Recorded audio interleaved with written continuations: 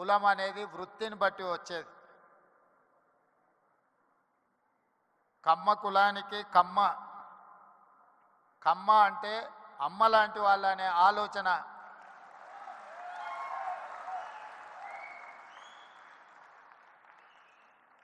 అమ్మ అంటే ఆకలి మీద వచ్చిన ఏ కొడుకునైనా ఎవరినైనా కడుపు చూస్తుంది, ఆకలితో ఉన్నాడేమో ఏమైనా పెడదాము అని.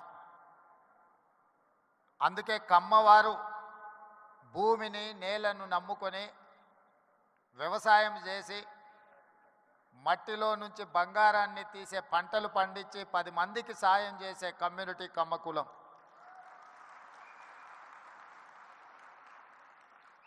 అందుకే ఒక సినిమాలో కొండ మీద అమ్మోరు కొండ కింద కమ్మోరు అని అన్నారు.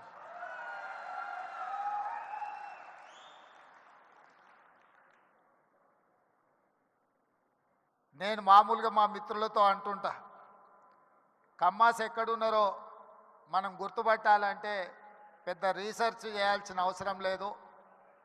సారవంతమైన నేల, సమృద్ధిగా నీళ్ళు ఎక్కడ ఉంటాయో ఎత్తుకుతే అక్కడ తప్పకుండా కమ్మాసి ఉంటారని చెప్పి, అది ఇవాళ కర్ణాటక అయినా, తమిళనాడు అయినా, తెలంగాణ అయినా, ఆంధ్రప్రదేశ్లో అయినా